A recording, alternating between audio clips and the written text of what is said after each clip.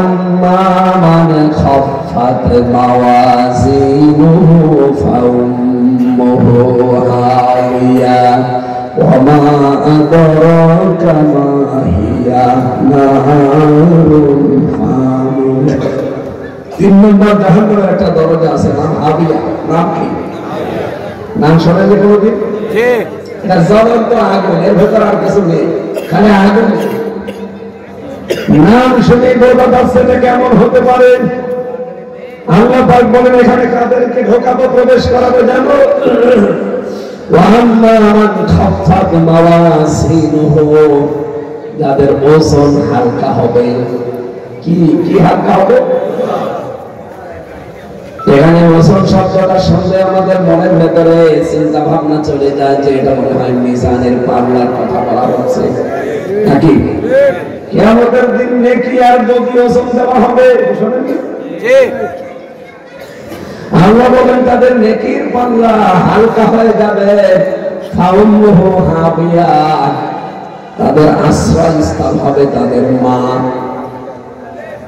আল্লাহ কেন জাহান্নামে হাবিয়ার নাম মা বললেন এই পৃথিবীর ময়দানে দেখবেন পৃথিবীতে যে কেউ হোক তার আশ্রয়স্থল নিরাপদ জায়গার নাম মায়ের কোল কি জাহান্নামী যারা পাপিষ্ঠ যারা ইন্নাহু মাইয়াতি রাব্বাহু মুজরিমান ফাইন্না লাহু জাহান্নাম কেউ যদি অপরাধ করে তার রবের কাছে যায় তার স্থান আল্লাহ দেবে ওই পাপিষ্ঠের জন্য জাহান্নাম লা ইয়ামুতু ফিহা ওয়া লা ইয়াহইয়া ওখানে যে লোকটা মরবেও না বাঁচবেও না বাঁচা মরার মাঝখানে থাকবে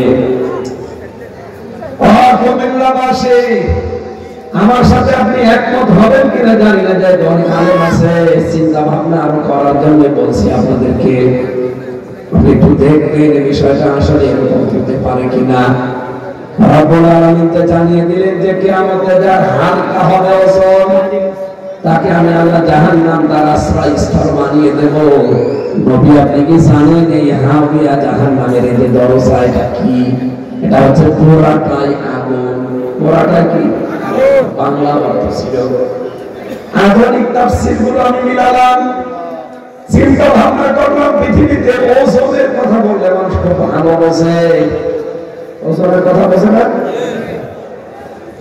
এবার আসেন তো ওজন করার প্রতিটি জিনিসের নাম আমরা আলাদা আলাদা রেখেছি এই যে স্টেজটা যদি কেউ এখন বলেছে এটা একটু মেপে দেন তো গাড়ি পাল্লায় তুলে দেবেন এটা মাপার জন্য আলাদা একটা যন্ত্র আছে তার নাম গজ ফিতা এ পর্যন্ত জানেন না এটা যদি গজ দিয়ে মাপেন ফিতা দিয়ে মাপেন তাহলে বুঝতে পারবেন এটা কয় মিটার আছে কি এই যে শ্রমিকটা সামনে পড়ে আছে যদি বলা হয় ভাই এটা মেপে দেন দাড়ি পাল্লায় তুলে দেবেন যে কয় কেজি দেখি এটা মাপার জন্য গজ লাগবে ফিতা লাগবে এটা বুঝেছেন কিনা বলেন এটা আমাকে চা দিচ্ছে আমি যদি বলি চাটা মেপে দেন তো ফিতা দিয়ে মাপবেন এটার জন্য সিসি আছে লিটার আছে এটা কতটুকু দিচ্ছে লিটারের ভেতরে দেবেন সিসি দিয়ে মাপ দেবেন আপনি বলে ফেলতে পারবেন তার মানে এটার জন্য মাপের যে আলাদা যন্ত্র তার নাম সিসি তার নাম কি লিটার এখন যদি বলে কোরআন শরীফটা মেপে দেন তো একটা একটা অক্ষর তুলে তুলে মাপবেন এটার জন্য মাপার যন্ত্র দাড়ি পাল্লার বাটখারা এখন হচ্ছে না কতটুকু আছে কয় কেজি হবে 2 কেজি না 1.5 কেজি এটা বলা যাবে না তখন এটার জন্য যে মাপের যন্ত্র তার নাম হচ্ছে কেজি বাটখারা আর কি বলে স্কেল এবার আসেন বাস্তবতায় কিয়ামতের ময়দানে আল্লাহ বললেন মাওয়াজিনুহু যার ওজন হালকা হবে খাপছাপ কিয়ামতের দিন আল্লাহ যেটা মাপবে আমরা সবাই জানি তার নাম আমল তার নাম হয় বড় আমল নাই নেক আমল কথা বলেন ঠিক যে তোমরা অনেকেই মনে করি দাড়ি পাল্লায় আল্লাহ তুলে দিয়ে মাপবে, এইদিকে বদ আমল এইদিকে নেক আমল, এভাবে তো নাকি? আপনার এই বাংলাদেশে কোন পাগল বিশ্বাস করবে যে আমল দাড়ি পাল্লা দিয়ে মাপা যায়?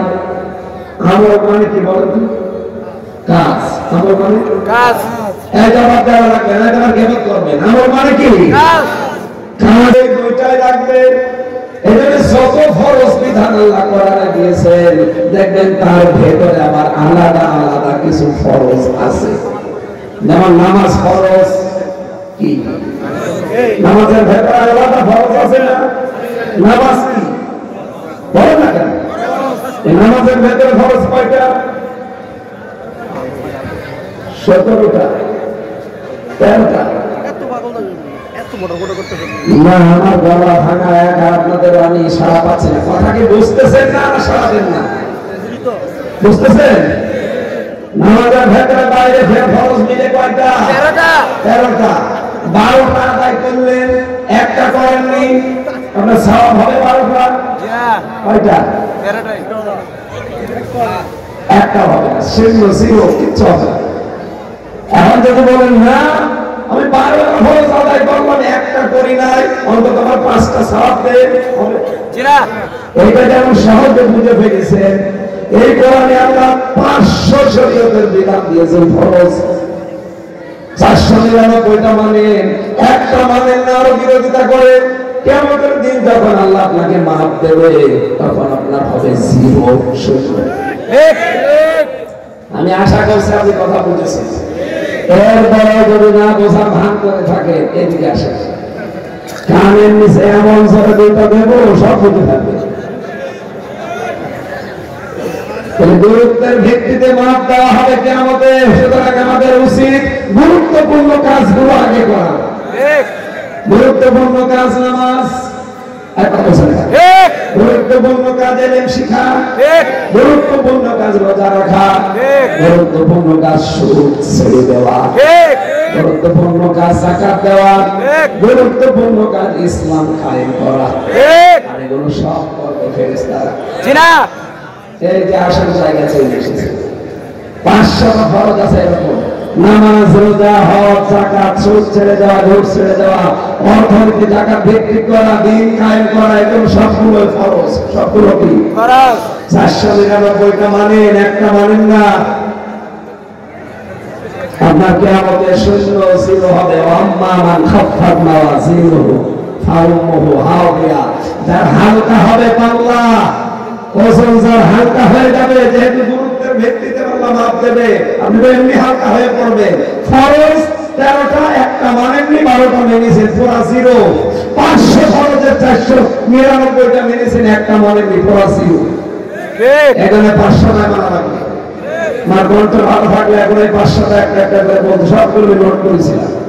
আমি আর পারছি না, কণ্ঠে সাপোর্ট দিচ্ছে না, কষ্ট হয়ে যাচ্ছে আমার। ওই যে জেলখানায় কি খামনে এদের জীবনের উপরে বই আছে, আর যে বিষয়ে আলোচনা করছি এই আলোচনাটা ওখানে আছে। কোন কাজ করলে কোন